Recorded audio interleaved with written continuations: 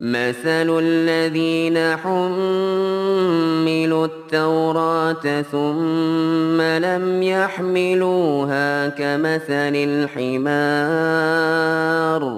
كمثل الحمار يحمل أسفارا بئس مثل القوم الذين كذبوا بآيات الله والله لا يهدي القوم الظالمين. الحمد لله حمدا كثيرا طيبا مباركا فيه مباركا علينا كما يحب ربنا ويرضى. أشهد أن لا إله إلا الله وحده لا شريك له وأشهد أن محمدا عبده ورسوله صلى الله عليه وعلى آله وأصحابه والتابعين وتابع التابعين ومن تبعهم بإحسان إلى يوم الدين. قال الله تبارك وتعالى في القرآن الكريم: يا أيها الذين آمنوا اتقوا الله حق تقاته ولا تموتن إلا وأنتم مسلمون. أما بعد. Alhamdulillah, kita bersyukur kepada Allah Tabaraka wa Ta'ala. Di sore hari yang berbahagia ini kita bisa bermajlis ta'lim. Kita bersyukur atas nikmat Allah Tabaraka wa Ta'ala, nikmat untuk bertalabul ilmi. Kita masih dalam pembahasan yang berkaitan dengan akidah, yang kita ambil pembahasan ini dari kitab Aqidah Minal Kitab wa Sunnah As-Sahihah yang ditulis oleh Fadilatul Syekh Muhammad Ibn Jamil Zainu rahimahullah tabaraka wa ta'ala. Pembahasan yang akan kita bahas di sore hari yang berbahagia ini, kita akan membahas yang berkaitan dengan syarat diterimanya amal. Syarat diterimanya amal. Perlu diketahui, mungkin beberapa yang sudah mengaji atau sering mendengar kalimat syarat diterimanya amal dan lain sebagainya, mungkin kita akan mengetahui bahwa syarat diterimanya amal itu ada dua.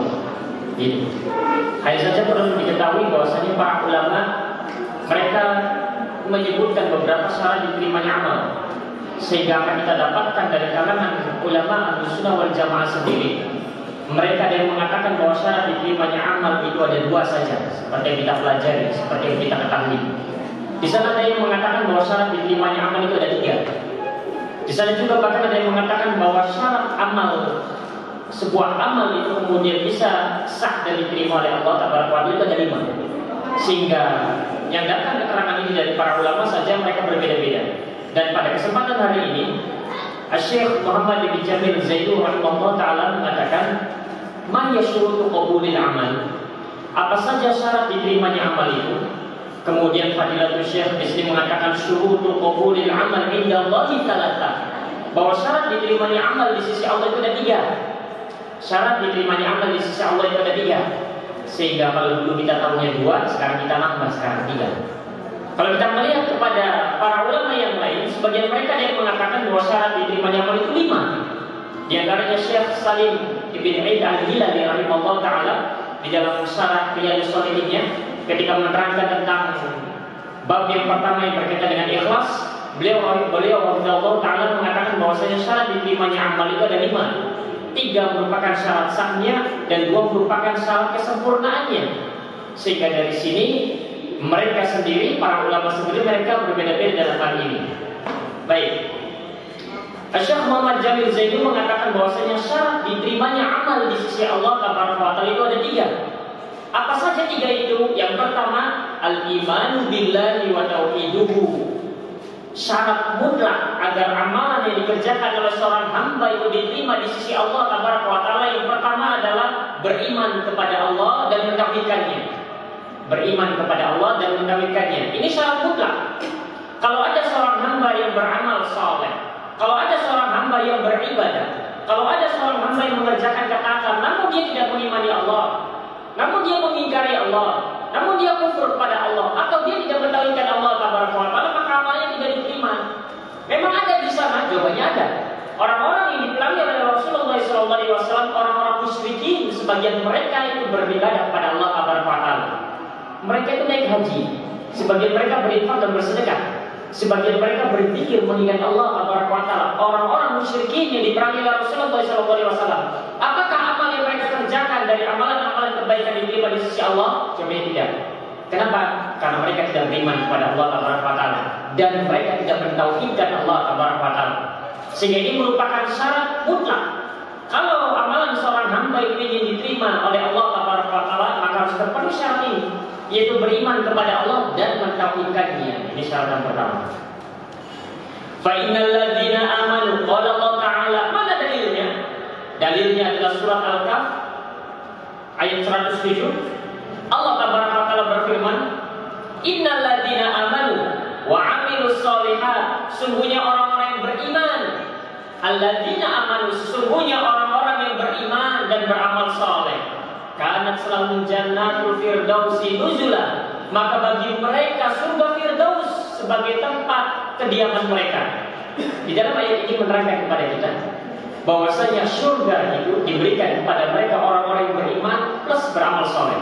Orang-orang yang beriman plus beramal saleh. Kalau ada orang mengerjakan ketaatan namun dia tidak beriman kepada Allah dan tidak mentauhidkannya, maka amalan sebanyak apapun tidak akan diterima oleh Allah Taala. Wa qala sallallahu alaihi wasallam, itu dalil dari ayat Al-Qur'an yang menunjukkan bahwa syarat diterimanya amal di sisi Allah Taala yang pertama adalah beriman kepada Allah dan mentauhidkannya.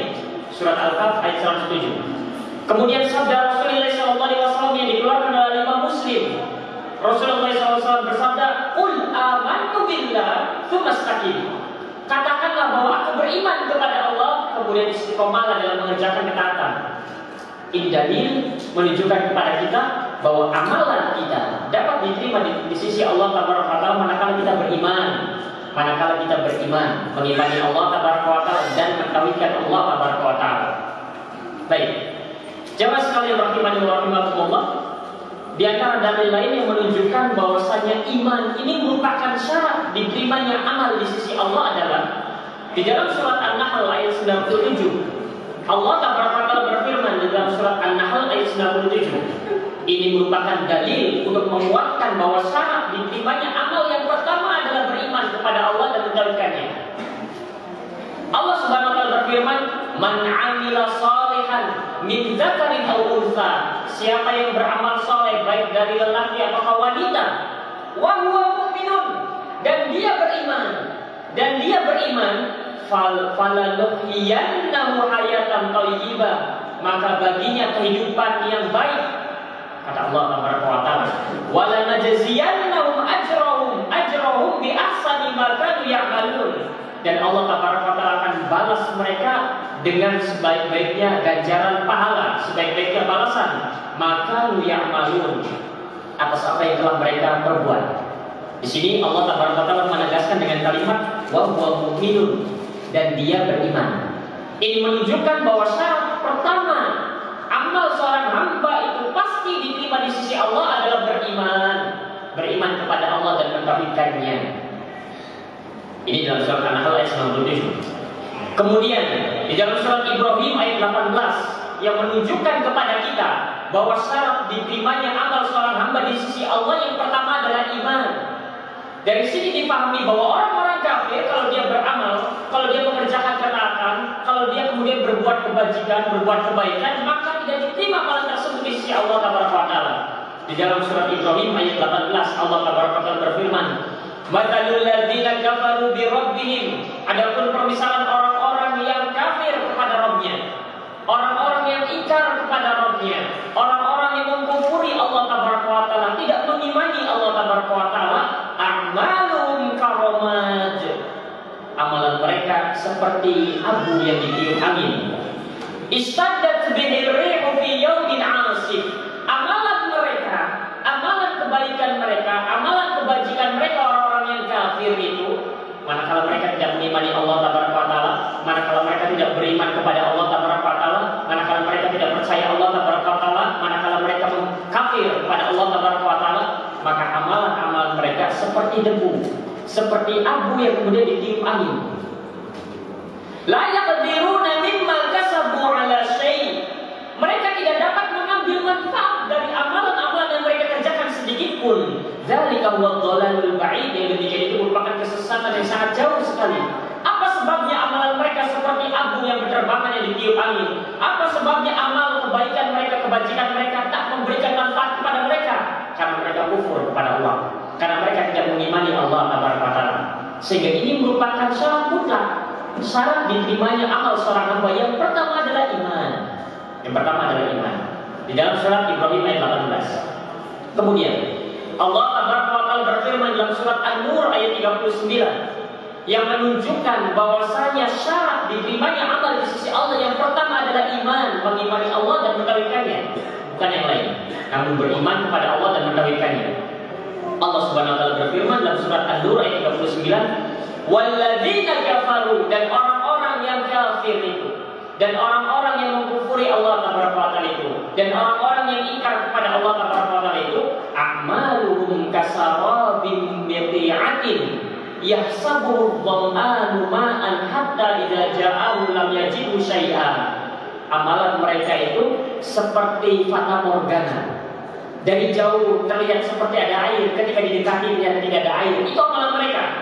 Mereka berbuat kebaikan, mereka berbuat kebajikan. Di mata mereka seakan-akan mereka benar-benar telah berbuat kebajikan.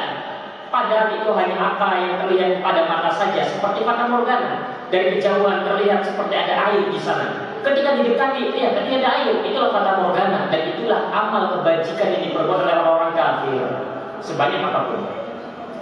Idza ja'ahu lam yajidu syai'a, ketika didatangi maka tidak ada apa-apa. Wa wajadallaha indahu fawafahu hisabah, wallahu sari'ul hisab. Dan didapatinya ketetapan Allah Taala di sisinya, lalu Allah memberikan kepadanya perhitungan amal-amalnya dengan hisab yang cukup. Wallahu sari'ul hisab, dan sungguhnya Allah Taala sangat cepat perhitungannya. Hadis dari ini, ayat ini An-Nur ayat 39 menunjukkan kepada kita bahwasanya amal kebajikan, amal kebaikan, sebaik apapun amal itu dilakukan oleh orang-orang yang kafir, maka tidak akan diterima oleh Allah Taala. Sekalipun ikhlas, sekalipun mengikuti Rasulullah SAW. Karena syarat mutlak yang pertama agar amalan itu diterima di sisi Allah adalah beriman. Apakah ada orang kafir yang kemudian berbuat kebaikan, beramal saleh? Jawabannya ada. Sekali lagi, orang-orang musyrikin itu sebagian mereka beribadah kepada Allah, naik haji, bersedekah, berzikir dan sebagainya, sama. Dan itu namun tidak menjadikan amal mereka diterima oleh Allah Taala karena kekufuran mereka, karena mereka menyebutkan Allah, karena mereka tidak mentauhidkan Allah. Sehingga ini penting sekali. Allah Taala berfirman di dalam surat Al-Kahfi ayat 103 sampai 108. Allah Subhanahu wa taala berfirman, "Qul hal nunabbi'ukum bil akhsarina a'mala?" Maukah aku kabarkan kepada kalian orang-orang yang paling merugi amalannya?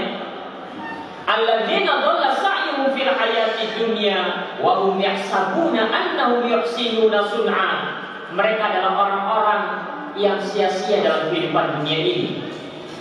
Perbuatan yang merupakan kesia-siaan di dalam kehidupan dunia ini. Wa hum yahsabuna annahum yuhsinuna sun'a. Namun mereka menyangka bahwa mereka telah berbuat sebaik-baiknya perbuatan. Mereka telah mempersembahkan sebaik-baiknya ketaatan. Mereka telah mempersembahkan sebaik-baiknya kebaikan. Siapa mereka ini? Allah Taala melanjutkan, ulaika alladzina kafaru bi ayati rabbihim wa liqa'i. Mereka adalah orang-orang yang mengingkari ayat-ayat Allah Taala dan mereka mengingkari hari pertemuan dengan Allah Taala, hari perjumpaan dengan Allah. Mereka adalah orang-orang yang amalannya sia-sia di dunia. Sebanyak apapun kebaikan yang mereka kerjakan, mereka menyangka bahwa apa yang mereka kerjakan itu merupakan sebuah kebaikan yang besar. Namun karena pengingkaran mereka terhadap ayat Allah, karena pengingkaran mereka terhadap hari perjumpaan dengan Allah Taala, fahabitat a'maluhum, maka amalan mereka hilang, dihapus semuanya. Fala nuqimu lahum yaumal qiyamati wazna, dan kami tidak akan mengadakan suatu penilaian bagi amalan mereka pada hari kiamat. Kami tidak akan menimbang mereka dengan timbangan yang berat, karena amalan kebaikan mereka hilang semua karena kekufuran mereka. Dzalika jazaohum jahannam bima kafaru wattakhadhu ayati wa rusuli huzwa. Demikian balasan bagi mereka, yaitu neraka jahanam. Jazaohum jahannam. Neraka, di antara neraka ini punya nama yang sangat banyak sekali. Neraka yang namanya neraka yang biasa di dalam Al-Quran disebut dengan an-nar, bahwa neraka ini punya nama sangat banyak sekali. Dan masing-masing nama tersebut menggambarkan akan kedahsyatan siksaan neraka. akan memberikan penjelasan kepada kita akan mengerikannya azab neraka dari namanya. Di antara nama neraka adalah Jahim, di antara nama neraka adalah An-Nar, di antara neraka ada namanya Al-Hutamah. Itu semua sama namanya neraka, tapi dari sisi penamaan itu menggambarkan akan mengerikan azab neraka tersebut. Dan di antara nama neraka adalah Jahannam. Neraka dinamakan dengan Jahannam agar tergambar di benak kita bagaimana keadaan neraka. Neraka dinamakan dengan Jahannam karena dasar neraka yang sangat dalam. Jahannam itu artinya dasar yang sangat dalam, sehingga neraka dinamakan dengan Jahannam karena dasar neraka bawahnya itu dasarnya itu sangat dalam. Sangat dalam, seperti lembah-lembah, sangat mengerikan sekali, gelap dan sangat dalam. Di dalam sebuah hadis dari Abu Hurairah radhiyallahu taala anhu, Rasulullah SAW pernah berjalan bersama para sahabat. Kemudian Rasulullah dan para sahabat mendengar ada suara benda jatuh. Kemudian Rasul bertanya, tahukah kalian suara apa itu? Kemudian para sahabat mengatakan Allah wa Rasuluhu a'lam. Kemudian Rasulullah mengatakan bahwasanya suara itu adalah batu yang telah sampai di dasar neraka semenjak 70 tahun yang lalu. Dilempar 70 tahun yang lalu, hari ini baru sampai kepada dasar neraka, sehingga neraka dinamakan dengan Jahannam. Jadi kedalaman neraka itu kalau kita melempar dengan batu 70 tahun berikutnya baru terdengar batu itu sampai ke bawahnya. Itulah kenapa neraka dinamakan dengan Jahannam dan sebagainya. Neraka dinamakan dengan Jahim, neraka dinamakan ini dan itu dan lain sebagainya. Baik, dinamakan Jahannam karena dasar neraka yang sangat dalam sekali. Sudah begitu apinya sangat panas, kalau orang dilempar tidak sampai-sampai di dasar itu. Nanti 70 tahun berikutnya baru akan sampai ke dasar. Kira-kira bagaimana bentuk wujudnya nanti? Kalau kita nyantai saja di atas api itu bisa gosong kalau didiamkan. Ini manusia yang dilempar, begitu terus gosong, sudah hitam nanti.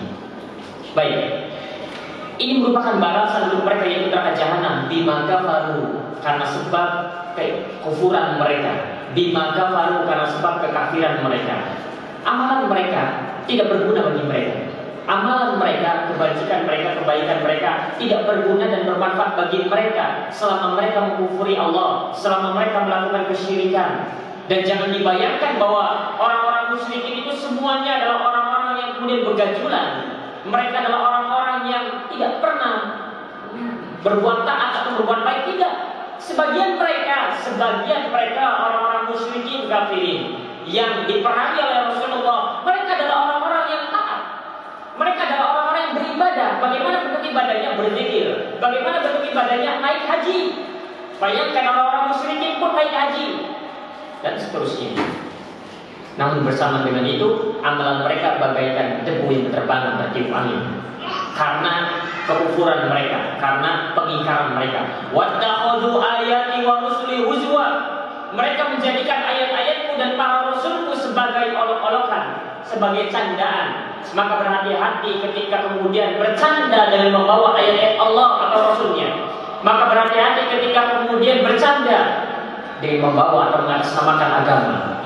Apalagi di zaman kita kadang ada acara tertentu yang kemudian diberi waktu 5 menit, 7 menit kemudian berbicara sendiri untuk membuat orang tertawa. Membawa agama Islam, membawa ayat-ayat suci Al-Quran, membawa ini, membawa itu, membawa syariat Allah Taala. Kalau yang mengucapkannya adalah seorang muslim, kemudian dia membawakan, mengolok-olok ayat Allah tersebut sebagai bahan agar orang-orang itu tertawa, maka dia kafir. Sebagaimana dahulu di zaman Rasulullah SAW, ada satu orang yang kemudian dia mengejek para penghafal Quran dengan mengatakan, kok pembaca penghafal Quran kok buncit-buncit, ingin membuat agar orang lain itu tertawa semuanya. Langsung turun ayat bahwasanya mereka adalah orang-orang yang kafir. Allah langsung memutuskan, jangan bercanda membawa syariat Allah Taala. Jangan bercanda mengejek orang-orang yang soleh. Bahkan orang yang diamnya sekalipun termasuk ke dalamnya. Bahkan ketika ayat itu turun, satu orang yang berbuat begitu, namun orang yang mendiamkannya, yang tidak mengingkarinya pun ikut sebagai seorang yang kufur. Sehingga harus hati-hati. Kemudian di dalam ayat 107 Allah SWT berfirman, masih dalam surat Al-Kahfi, innal ladzina amanu wa 'amilus sholihati kanat lahum jannatul firdausi nuzula. Ayat yang tadi dibawakan oleh Syekh Muhammad Jamil Zaitun. Sungguhnya orang-orang yang beriman dan beramal saleh, maka bagi mereka surga Firdaus sebagai tempat kediaman mereka. Lihat Allah gandaikan antara iman dan amal saleh. setelah sebelumnya Allah sebutkan tentang orang-orang yang mengingkari Allah Taala. Sehingga iman merupakan syarat pertama agar amal seorang hamba itu diterima, mau tidak mau. Khalidina fiha la yabghuna anha hiwala. Mereka kekal selama-lamanya di dalam surga Firdaus tersebut dan mereka tidak menginginkan untuk pindah dari surga Firdaus tersebut. Baik, ini dalil berikutnya yang menunjukkan kepada kita bahwasanya iman, bahwasanya mentauhidkan Allah merupakan syarat pertama diterimanya amal seorang hamba. Sekalipun seorang hamba ikhlas karena Allah, sekalipun seorang hamba itu benar-benar mengikuti sunnah Rasulullah SAW, manakala dia tidak beriman, tidak diterima amalnya.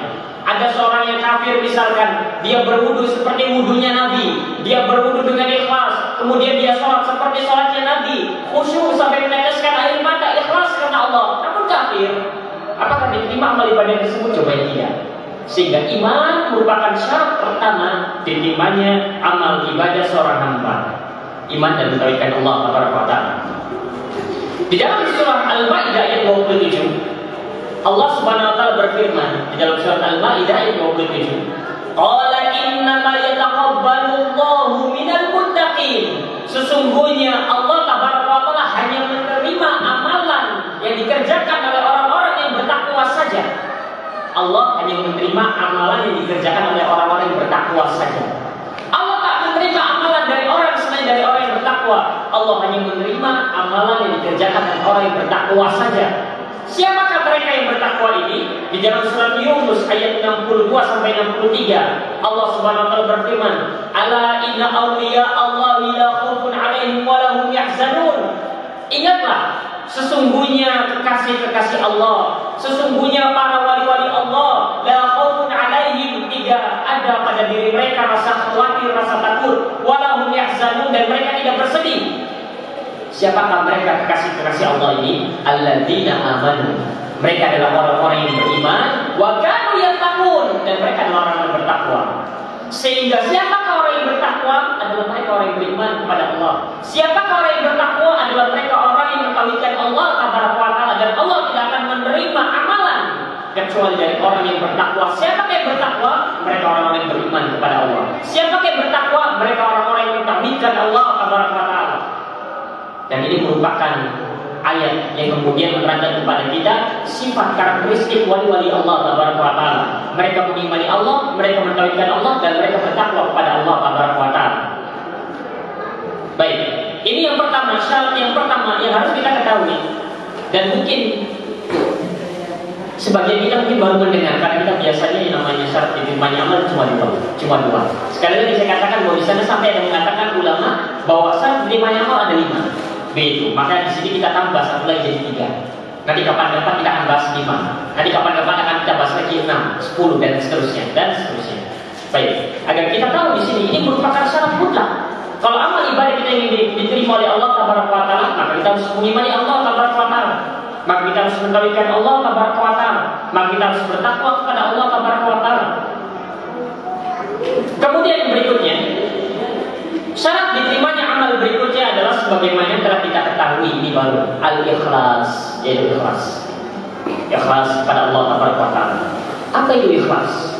Disebutkan wa huwal amalu lillah min ghairi riya'in wala sum'atin. Yang namanya ikhlas adalah beramal karena Allah dan untuk Allah. Yang namanya ikhlas adalah kita mengerjakan amalan, kita beribadah kepada Allah Taala karena Allah motivasinya dan untuk Allah. Min ghairi riya'in wala sum'atin, dengan tanpa dicampuri riya dan juga sum'ah. Apa itu riya? Riya adalah seorang beribadah dan saat ibadah seorang ini mendapatkan pujian dan sanjungan dan pengakuan dari manusia. Itu namanya riya. Riya adalah manakala seorang beribadah, sedang mengerjakan ketaatan, di samping itu bersamaan dengan itu dia menginginkan pujian dan sanjungan dari orang yang melihatnya. Ini disebut dengan riya. Adapun sum'ah adalah tatkala seorang itu telah mengerjakan ibadah, kemudian dia ingin dipuji, ingin agar orang lain itu tahu ibadah kita. Sehingga kalau sum'ah amalan sudah dikerjakan, tapi kita ingin agar orang lain itu tahu, apa motivasinya? Agar dipuji, agar disanjung, agar diakui. Maka ini disebut dengan sum'ah. Kalau riya saat beramal, kalau sum'ah setelah beramalnya. Baik. Allah Ta'ala Dalil dalam surat Az-Zumar ayat 2 yang menunjukkan kepada kita bahwasanya syarat sah diterimanya amal di sisi Allah yang berikutnya, yang kedua adalah ikhlas. Allah Ta'ala berfirman, fa'budillaha mukhlishan lahuddin, maka beribadahlah hanya kepada Allah Ta'ala dengan penuh keikhlasan, dengan ikhlas pada Allah Ta'ala. Baik, di antara dalil yang lain yang menunjukkan kepada kita bahwasanya syarat diterimanya amal seorang hamba itu adalah ikhlas. Yang berikutnya adalah sebagaimana yang Allah Ta'ala firmankan dalam surat Al-Bayyinah ayat 5. Allah Subhanahu wa taala berfirman, "Wa ma umiru illa liya'budullaha mukhlishina lahu-din." Dan di dalam mereka itu diperintah kecuali agar mereka beribadah hanya kepada Allah. Apa maksud liya'budullah di sini? Lebih khusus lagi maknanya adalah mentauhidkan Allah Taala, mukhlishina lahu-din, dengan memurnikan ketaatan hanya kepadanya, hanya untuknya. Ini dalam surat Al-Bayyinah ayat 5 yang menunjukkan kepada kita bahwasanya kalau seorang itu beriman, seorang mentauhidkan Allah, mengerjakan amalan tapi tidak ikhlas, maka tidak akan diterima. Maka 3 syarat ini mesti terpenuhi pada diri seorang hamba kalau ingin amalannya diterima. Satu saja tidak terpenuhi, maka amalannya tidak akan diterima. Di dalam surat An-Nisa ayat 114 Allah Subhanahu wa taala berfirman, "Wa may yaf'al dzalik," siapa yang mengerjakan kebaikan itu ibtigha'a mardhatillah, hanya mengharapkan keridhaan Allah Ta'ala semata, fasawfa nu'tihi ajran 'azima, maka kelak kami akan memberikan kepadanya balasan berupa pahala yang besar. Sehingga dari sini kalau ada orang yang kemudian berbuat kebaikan namun bukan karena mengharapkan keridhaan Allah, maka Allah akan memberikan balasan yang besar tersebut. Karena Allah Ta'ala mengatakan ibtigha'a mardhatillah, karena sebab menginginkan keridhaan Allah Ta'ala semata, dalam surat An-Nisa ayat 114. Allah Ta'ala menyebutkan dalam surat Al-Insan ayat 9, menceritakan tentang keadaan orang-orang yang beriman, menceritakan tentang orang-orang yang bertakwa. Tatkala mereka beramal, mereka benar-benar ikhlas, hanya mengharapkan wajah Allah Ta'ala semata. Allah Subhanahu wa taala berfirman, "Innama nud'imukum liwajhillah, la nuridu minkum jazaa'an wala syukura." Inilah orang-orang yang beriman, inilah orang-orang yang bertakwa. Manakala mereka kemudian berbuat kebaikan, yang mereka inginkan adalah keridhaan Allah, yang mereka inginkan adalah wajah Allah. Benar-benar mereka mengerjakan kebaikan, ketaatan, kebajikan itu adalah ikhlas karena Allah.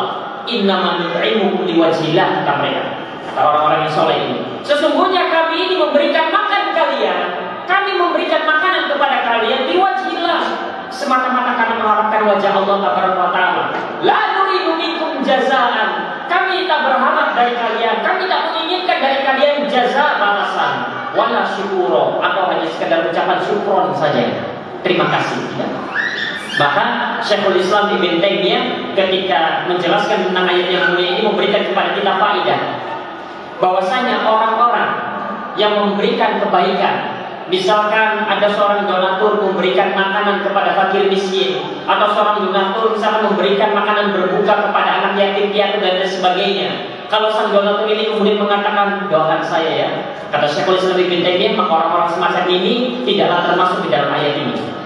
Maka orang yang berbuat kebaikan, misalkan dia membantu kawannya, dia memberikan makanan kepada fakir miskin, maka jangan berharap apapun.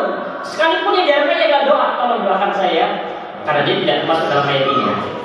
Allah Ta'ala berfirman mensifati mereka, kami memberikan makanan ini karena mengharapkan wajah Allah Ta'ala semata. Kami tak mengharapkan balasan, termasuk doa. Ketika seorang meminta tolong, misalkan membantu memberikan uang dan lain sebagainya, kemudian meminta tolong doakan saya, maka orang ini tidak termasuk ayat ini.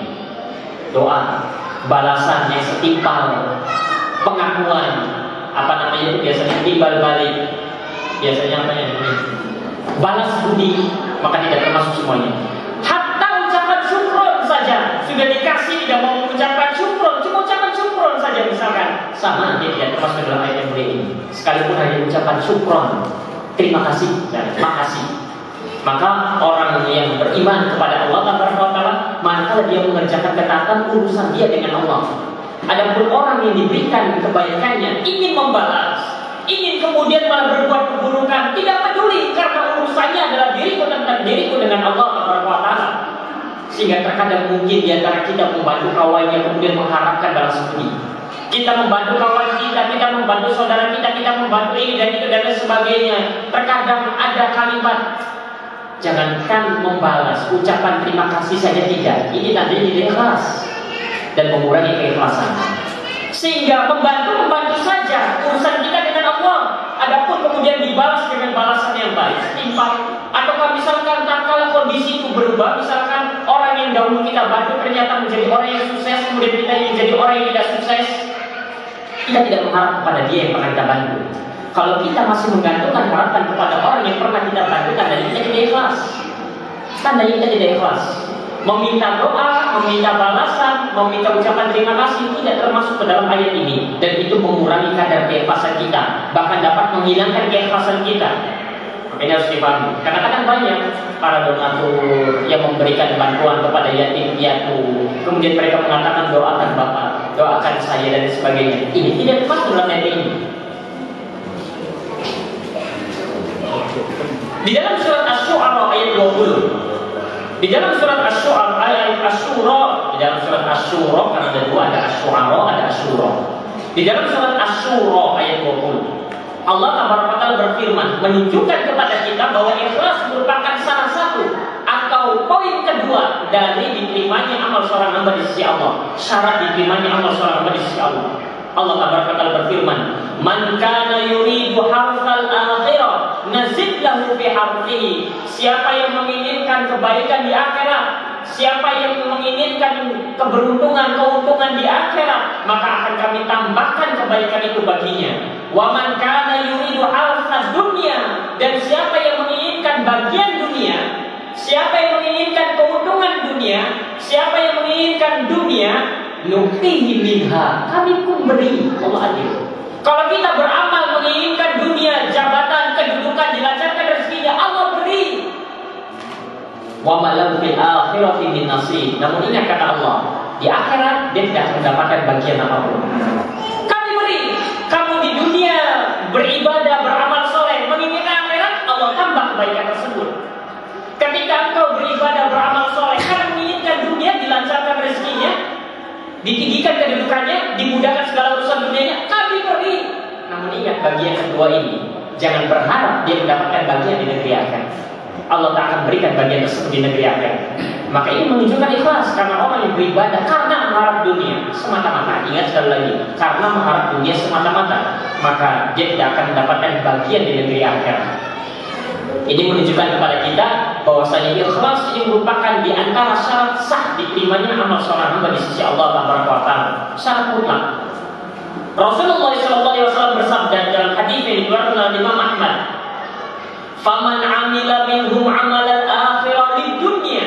Siapa di antara mereka yang beramal akhirat karena dunia, mengerjakan ketaatan, mengerjakan ibadah, mengerjakan amal soleh, mengerjakan amal akhirat karena dunia motivasinya, untuk dunia, bukan karena Allah, bukan untuk Allah, lam yakun lahu fil akhirati nasib, maka dia tidak akan mendapatkan bagian di negeri akhirat. Dia tidak akan mendapatkan bagian pahala, dia tidak akan mendapatkan surga.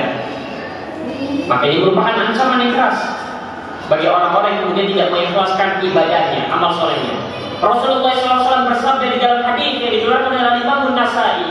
Rasulullah SAW bersabda, "Innallaha la yaqbalu minal 'amali illa ma kana lahu khalisan wa batughiya bihi wajhu." Sesungguhnya Allah Taala tidak akan menerima amal seorang hamba illa ma kana lahu khalisan, kecuali amal yang dikerjakan dengan ikhlas karena Allah Taala semata. Wa batughiya bihi wajhu, amalan yang dikerjakan karena mengharapkan wajah Allah Taala semata. Selain itu Allah tak akan menerimanya. Selain itu orang tersebut tidak akan mendapatkan bagian di negeri akhirat. Ini makna ikhlas, mengerjakan amal ketaatan karena Allah dan untuk Allah Taala.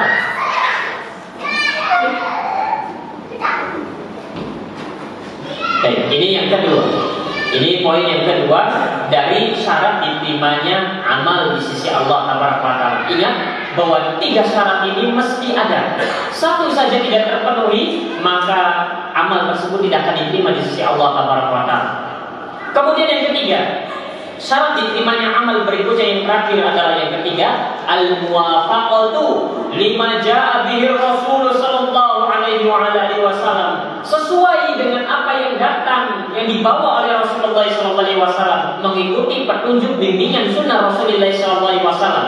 Kalau ada sebuah amal dilakukan oleh seorang yang beriman, dilakukan oleh seorang yang mentauhidkan Allah, ikhlas karena Allah, dia bukan karena mengharapkan apapun, ikhlas untuk Allah dan karena Allah, namun tidak sesuai dengan bimbingan dan petunjuk Rasulullah SAW, maka amalnya tidak diterima oleh Allah Taala. Mana dalilnya? Dalilnya dalam surat Al-Hasyr ayat 7. Allah Taala berfirman, "Wa ma atakumur rasulu fakhudhuhu wa ma nahakum anhu fantahu." Apa yang datang dari Rasulullah SAW, apa yang dibawa oleh Rasulullah SAW, maka ambillah, dan apa yang dilarang oleh Rasulullah SAW, maka tinggalkanlah. Di dalam hadis yang dikeluarkan oleh Imam Muslim, Rasulullah SAW bersabda, "Man 'amila 'amalan laisa 'alaihi amruna fa huwa raddun ay mardudun," kata Syekh Muhammad Jamil Zain di sini. Siapa yang mengerjakan sebuah amalan, siapa yang melakukan sebuah amalan laisa 'alaihi amruna, yang tidak ada asalnya dari syariat kami, yang tidak ada perintahnya dari agama ini, fahuwa raddun ay mardudun, maka tertolak, ditolak. Bukan hanya ditolak, bukan hanya tertolak, mendapatkan dosa. Siapa yang mengerjakan sebuah amalan, siapa yang mengklaim mengerjakan sebuah ketaatan, sebuah ibadah, namun ternyata ibadah ini, ketaatan ini tidak ada dasarnya, tidak ada contohnya, tidak ada bimbingannya dari sunnah Rasulullah SAW, maka kata Rasulullah SAW, fahuwa raddun, maka amalan tersebut tertolak. Bukan hanya tertolak kata para ulama, namun dia pun berdosa. Sehingga ini merupakan syarat diterimanya amal berikutnya, yaitu sesuai dengan apa yang datang, yang dibawa dengan oleh Rasulullah SAW. Di antara dalil lain juga yang menunjukkan akan hal tersebut, bahwasanya untuk menguatkan syarat yang ketiga ini adalah di dalam surat Ali Imran ayat 31 sampai 32, Allah Taala berfirman, "Qul in kuntum tuhibbunallaha fattabi'uni yuhibbukumullah." Kata Allah Taala, katakanlah wahai Muhammad kepada mereka, jika kalian benar-benar mencintai Allah Taala, maka ikutilah aku.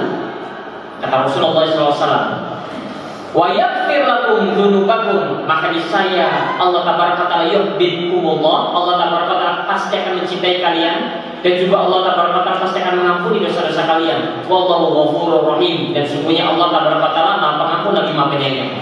Di dalam surat Ali Imran ayat 32-nya Allah Taala berfirman, "Qul," katakan wahai Muhammad, "Atii'ullaha wa rasul," maka taatilah Allah dan taatilah Rasul. Allah gandengkan ketaatan ini bukan hanya ketaatan kepada dirinya, namun juga Allah gandengkan ketaatan kepada Rasul Sallallahu Alaihi Wasallam. Yang kalau kemudian seorang hamba itu hanya taat kepada Allah, namun menyelisihi Rasulullah SAW, maka maknanya kebaikan-kebaikan yang dikerjakan tersebut yang menyelisihi Rasulullah SAW tersebut pasti ditolak oleh Allah Taala. Di dalam surat yang lain, An-Nisa ayat 65, Allah Taala berfirman, "Fala wa rabbik," sungguh demi Allah, kata Allah Taala, "la yu'minun," mereka bukanlah seorang mukmin, tidak beriman mereka itu, hatta yuhaqqimuka fima syajara bainahum, sampai mereka mau menjadikan engkau wahai Muhammad sebagai hakim, sebagai sang pemutus permasalahan yang mereka sedang hadapi. Tsumma la yajidu fi anfusihim harajan mimma qadaita wa yusallimu taslima, kemudian tidak didapatkan pada diri mereka itu haraj, rasa berat hati, rasa sesak dada, mimma qadaita, terhadap apa yang telah kau putuskan wahai Muhammad, perselisihan mereka itu, wa yusallimu taslima, mereka menerimanya dengan lapang dada. Allah Taala berfirman di awalnya, "Fala wa rabbik," demi Rabbmu, "Fala wa rabbik," sungguh demi Allah, "la yu'minun," tidak sempurna keimanan mereka.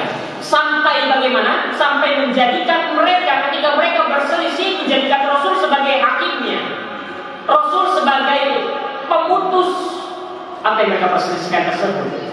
Bukan hanya itu, ketika ternyata bimbingan Rasul memenangkan si A misalkan, ketika ternyata si A lebih sesuai dengan bimbingan Rasul bahwa yang benar adalah si A, maka dua orang yang berselisih ini kemudian menerimanya dengan lapang dada, maka dia adalah orang yang beriman. Poinnya di sini adalah Allah memerintahkan bagi dua orang yang berselisih ini untuk menjadikan Rasul sebagai hakim. Kalau dia putuskan sendiri, tidak mau menjadikan Rasul sunnahnya sebagai hakim pemutus apa yang mereka perselisihkan, Allah tak akan menerimanya. Bahkan Allah Taala mengecamnya dengan kalimat la yu'minun. Mereka itu tidak beriman sebenarnya. Tidak sempurna iman mereka. Di dalam surat An-Nisa ayat 115 Allah Taala berfirman yang menunjukkan kepada kita bahwa mengikuti Rasulullah, mengikuti bimbingan dan petunjuknya, beramal dengan contoh dari Rasulullah SAW merupakan syarat diterimanya amal di sisi Allah adalah dalam surat An-Nisa ayat 115. Wa may yushaqiqir rasula min ba'di ma tabayyana lahul huda wa yattabi' ghayra sabilil mu'minin nuwallihi ma tawalla wa nuslihi jahannam wa sa'at masira. Dan siapa yang menyelisih Rasulullah SAW, Al-Imam Ibnu Katsir dalam tafsirnya menjelaskan bahwa makna dari may yushaqiqir rasul adalah Rasul berjalan di satu jalan, kemudian orang ini berjalan di atas jalan yang lain yang berbeda dengan Rasul. Maka ini namanya yushaqiqir rasul, menyelisih Rasulullah. Min ba'di ma tabayyana lahul huda, setelah jelas gamblang kebenaran petunjuk itu sunnah itu baginya, bahwa yang sunnah adalah ini loh, bahwa bimbingan Rasul adalah ini loh. Setelah jelas gamblang kebenaran itu baginya, bahwa apa yang kau kerjakan itu keliru, Rasul tidak pernah melakukan itu. Wa yattabi' ghayra sabilil mu'minin, kemudian dia memilih jalan selain jalannya orang-orang yang beriman, jalannya para sahabat, namun dia tetap ngeyel mengikuti jalan yang lain. Nuwallihi ma tawalla, maka akan kami biarkan mereka itu terombang-ambing dalam kesesatannya. Wa nuslihi jahannam, dan akan kami masukkan mereka itu ke dalam neraka jahanam. Wa sa'at masira, dan neraka jahanam merupakan seburuk-buruknya tempat kembali. Ini ayat menunjukkan kepada kita bahwa yang namanya ittiba'ur rasul, mutaba'atur Rasul sallallahu alaihi wasallam, mengikuti Rasul, meneladani Rasul sallallahu alaihi wasallam dalam amalan, dalam ibadah, dalam ketaatan, apalagi dalam akidah. Ini merupakan syarat sah diterimanya amal seorang hamba tersebut. Kemudian di dalam surat An-Nur ayat 63 Allah Taala memperingatkan bagi orang-orang yang menyelisih Rasulullah sallallahu alaihi wasallam, falyahdharil ladzina yukhalifuna an amri an tusibahum fitnah aw yusibahum adzabun alim, kata Allah Taala di dalam surat An-Nur ayat 63. Falyahdhar, maka hendaklah waspada. Falyahdhar, maka berhati-hatilah, ingatlah. Alladzina yukhalifuna an amri, bagi orang-orang yang menyelisihi perintah, yang menyelisihi Rasulullah SAW, perintahnya, bimbingannya, sunnahnya, atusibahum fitnah, hati-hatilah, akan ditimpakan kepada mereka fitnah. Apa itu fitnah? Fitnah disebutkan oleh Imam Ibnu Katsir berupa diantaranya berupa bencana di dunia, berupa gempa bumi, berupa longsor, berupa hal-hal semuanya, musibah-musibah, ujian-ujian yang menimpa seorang hamba. Maka ketika kemudian kalau kita ingin agar tempat kita kemudian dilindungi oleh Allah Taala, dijaga oleh Allah Taala dari para bahaya semacam ini, banjir bandang, longsor, gempa dan lainnya, maka jangan selisih Rasulullah SAW. Ketika semakin banyak kemaksiatan itu, ketika semakin banyak penyelisihan kepada Rasulullah SAW itu, maka waspadalah, kata Allah Taala. Allah akan menimpakan kepada mereka fitnah berupa longsor, berupa gempa bumi, berupa banjir, berupa ini dan sebagainya, dari musibah-musibah dunia. Au yusibahum adzabun alim, atau Allah akan timpakan kepada mereka azab yang pedih di akhirat.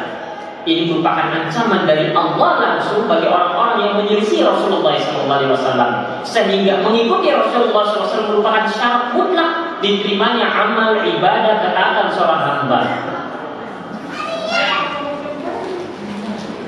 Di dalam surat Al-Mulk ayat 2 Allah Taala berfirman, alladzi khalaqal mauta wal hayata liyabluwakum ayyukum ahsanu amala, menguatkan kepada kita bahwa dua poin ini, yaitu ikhlas dan mengikuti Rasulullah SAW, merupakan syarat diterimanya amal di sisi Allah. Para ulama mereka membawakan di dalam surat Al-Mulk ayat 2 ini untuk menegaskan dua syarat tersebut, nomor 2 dan 3.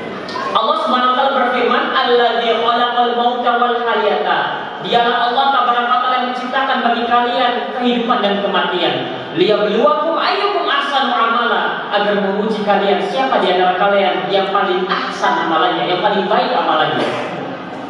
Al-Imam Al-Fudhali bin Iyad menafsirkan ayat yang mulia ini dengan kalimat akhlasu wa aswabu. Apa yang dimaksud dengan liyabluwakum ayyukum ahsanu amala, Allah menguji kita dengan adanya orang yang wafat, dengan adanya bencana, dengan adanya ini dan itu dan lain sebagainya.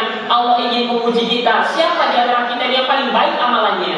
Apa maksud, apa tafsir dari yang paling baik amalannya? Disebutkan akhlasu wa aswabu. Dikatakan bahwa amalan itu dikatakan yang paling baik amalannya manakala terpenuhi dua hal, yaitu yang paling ikhlas dan juga yang paling benar. Yang paling ikhlas dan yang paling benar. Qalu ya ba'ali ma akhlasahu wa aswabahu. Apa yang dimaksud dengan yang paling ikhlas dan yang paling benar? Maka Imam Al-Fudhali bin Iyad seorang tabi'in mengatakan, innal amala idza kana khalisan wa lam yakun sawaban lam yuqbal. Bahwasanya yang namanya amalan itu apabila dikerjakan dengan penuh keikhlasan namun tidak benar, tidak shawab, maka amalan tersebut tidak akan diterima oleh Allah Taala. Wa in kana sawaban wa lam yakun khalisan lam yuqbal hatta yakuna khalisan sawaban. Begitu pula sebaliknya, kalau amalan itu benar tapi dikerjakan tidak ikhlas karena Allah, tapi benar, maka tidak akan diterima oleh Allah sampai terpenuhi dua-duanya, yaitu ikhlas dan benar. Apa itu ikhlas? Apa itu benar? Wal khalis an yakuna lillah. Yang namanya ikhlas adalah seorang itu mengerjakan ketaatan, ibadah, kebaikan karena Allah dan untuk Allah. Itu ikhlas. Wasawab an yakuna ala sunnah. Dan yang dimaksud dengan sawab amalan itu benar adalah manakala amalan tersebut dikerjakan di atas sunnah, di atas bimbingan Rasulullah SAW. Datang contohnya dari Rasulullah SAW, itulah disebut dengan as-sawab. Di dalam surat Al-Kahfi ayat 110, Allah Taala berfirman, "Faman kana yarju liqa'a rabbih." Siapa yang menginginkan perjumpaan dengan Allah Taala, siapa yang mengharapkan perjumpaan dengan Allah Taala, falyamal amalan salihah, maka hendaknya dia beramal saleh, wala yusyrik bi ibadati rabbih ahada. Hendaknya dia beramal saleh dan jangan menyekutukan Allah Taala dengan sesuatu apapun. Al-Imam Ibnu Katsir mengatakan, ketika menafsirkan tentang falyamal amalan salihah, hendaklah dia mengerjakan amal soleh, maknanya adalah amalan itu dikatakan amal soleh maka muwafiqan li syar'illah, manakala amalan itu sesuai dengan syariat Allah Taala. Tahu dari mana kita syariat Allah? Tahu dari apa yang dibawa oleh Rasulullah SAW. Maka amal dikatakan amal yang soleh apabila amalan tersebut di atas bimbingan, di atas sunnah Rasulullah SAW, sesuai dengan syariat Allah Taala. Wala yusyrik bi ibadati rabbih ahada, dan hendaknya dia tidak menyekutukan Allah Taala dalam ibadahnya dengan seorang pun. Wa huwa alladzi yuradu bihi wajhullahi wahdahu la syarika. Yang dimaksud adalah dia mengharapkan hanya wajah Allah Taala dan tidak menyekutukan ibadah tersebut. Ini makna ikhlas. Sehingga ini merupakan syarat diterimanya ibadah. Tiga hal ini. Bahkan Syekhul Islam Ibnu Taimiyah mengatakan wa hadzani al-aslani jima'uddin, bahwasanya kedua hal ini yaitu ikhlas dan ittiba ini merupakan dua pokok terkumpulnya agama. Maksudnya apa? Bahwa agama Islam ini dibangun di atas dua prinsip, dua fondasi ini, yaitu ikhlas dan mengikuti ittiba kepada Rasulullah SAW. Yang mana dua pokok ini terangkum dalam dua kalimat syahadat. Asyhadu an la ilaha illallah, maknanya adalah ikhlas. Wa asyhadu anna Muhammadan abduhu wa rasuluh, maknanya konsekuensinya adalah harus ittiba. Baik. Ini merupakan tiga syarat diterimanya amal di sisi Allah Taala. Yang pertama adalah beriman kepada Allah dan mentauhidkannya. Yang kedua mengikhlaskan ibadah hanya kepada Allah. Dan yang ketiga mengikuti contoh Rasulullah SAW. Dan terakhir sebagai penutup, bahwa yang namanya tiga syarat ini ada perusak-perusaknya, sehingga seorang harus memperhatikan kondisi dirinya. Karena tiga syarat ini ada yang dapat merusaknya. Pertama, yang namanya keimanan, yang dapat merusaknya adalah pembatal-pembatal keislaman, yaitu kesyirikan terutama, syirik, kemudian kekufuran, kemudian kemunafikan, kemudian dosa-dosa besar, kemudian yang lain sebagainya yang kita sebutkan. Setelah pembahasan ini kita akan membahas dari mulai syirik. Jadi yang namanya rukun yang pertama, syarat yang pertama ini ada perusaknya. Apa itu perusaknya? Yaitu kesyirikan. Syirik nanti ada macam-macamnya, akan kita bahas pada pertemuan selanjutnya. Yaitu kekafiran. Kekafiran pun ada macam-macamnya. Bentuk pengkufuran itu ada macam-macamnya. Yaitu kemunafikan. Yang namanya nifaq itu ada macam-macamnya. Yaitu dosa-dosa.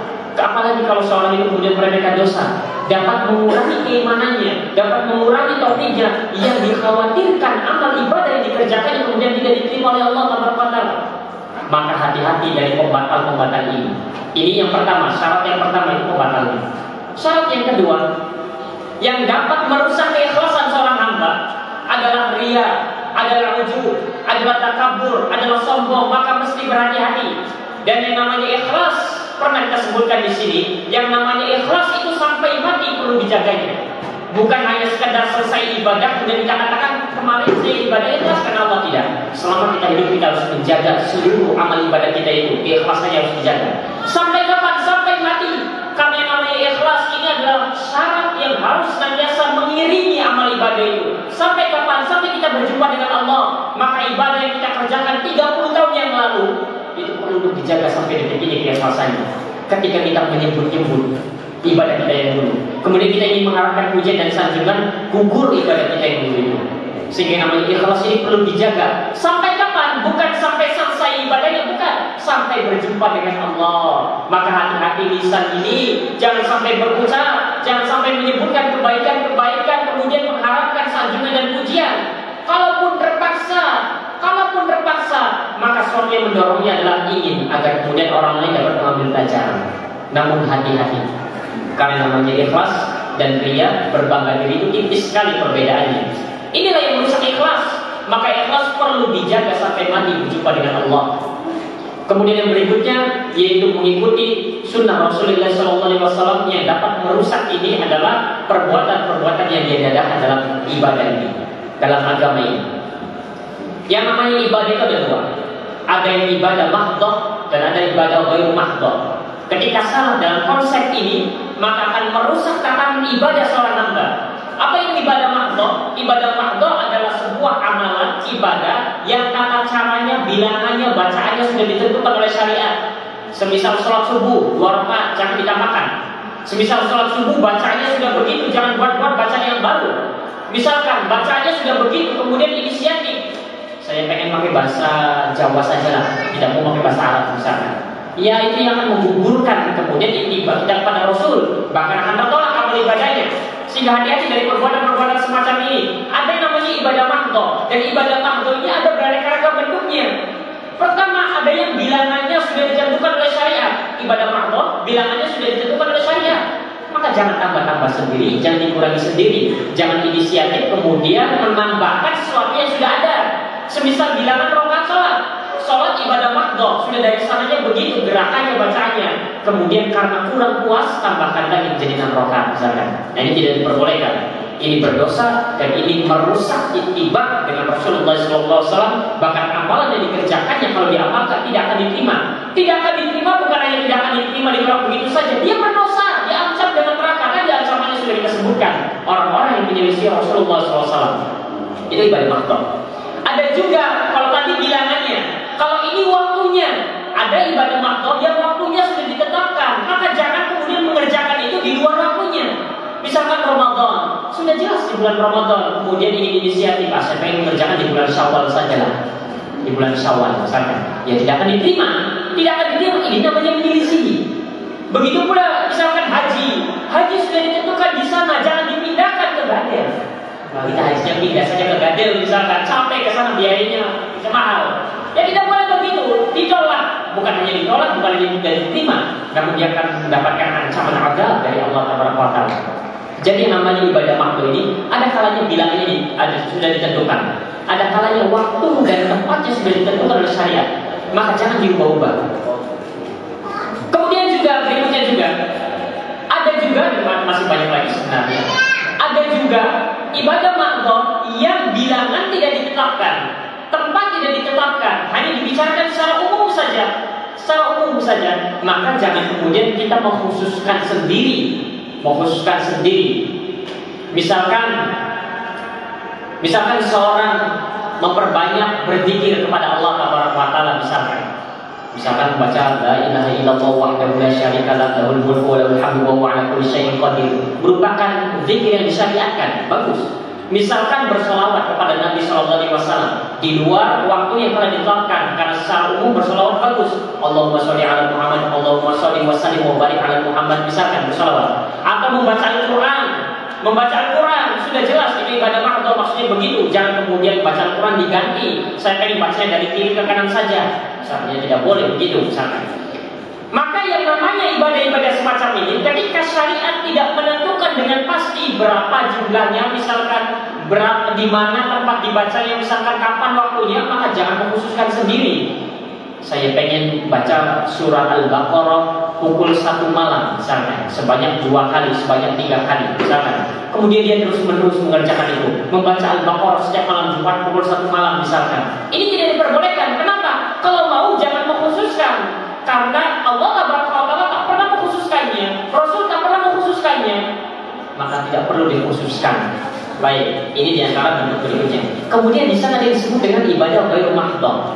Apa itu ibadah ghairu mahdhah? Dan ini harus dipahami, karena kemudian karena kalimat-kalimat semacam ini tidak dipahami akhirnya terjebak. Yang namanya ibadah ghairu mahdhah adalah hukum asalnya dia bukan ibadah. Dia bukan ibadah. Jadi kalau misalkan, oh sholawat ini ibadah ghairu mahdhah, tidak, sholawat ada ibadah mahdhah, sudah ada hukumannya dari sana begitu. Adapun ibadah ghairu mahdhah adalah sesuatu yang pada asalnya bukan ibadah. Ketika seorang meniatkan kemudian di sana untuk kemudian melakukan kebaikan untuk ibadah, maka ibadah tersebut apa yang dilakukannya bernilai ibadah.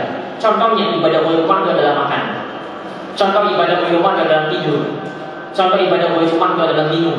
Itu adalah perkara-perkara duniawi yang secara asal makan, minum, pengen minum, tidak makan, tidak minum, terserah. Makan tidak menjadikan mendapatkan pahala, tidak makan tidak menjadikan membuat pahala.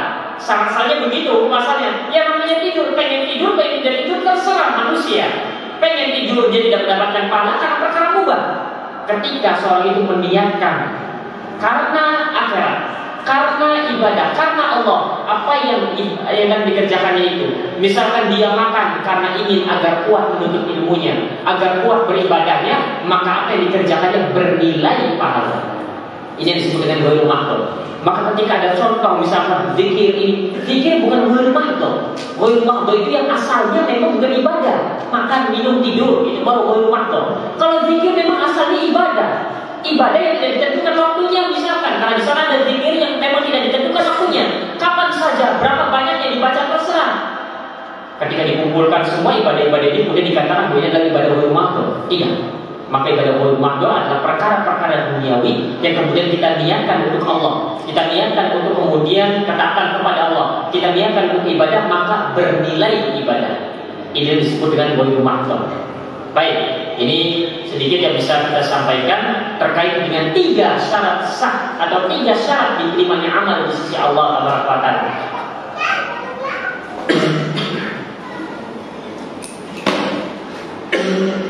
Kalau dulu mungkin kita tahunya 2, sekarang kita nambah 1, lumayan. Tinggal nanti ke depannya kalau ada waktu kita akan membahas tentang 2 sisanya. Tapi 2 ini merupakan syarat kesempurnaan amal. Kalau 3 ini syarat diterimanya amal, bahkan dikatakan syarat sah diterimanya amal. 3-tiganya mesti ada. Nanti ada 2 tambahannya lagi, syarat kesempurnaan amal. Insya Allah di lain waktu kita akan sebutkan hal tersebut. Namun perlu yang paling urgent adalah 3 hal ini. Baik, ini mungkin yang bisa kita sampaikan di sore hari ini. Barangkali ada 1-2 pertanyaan, maka dipersilakan.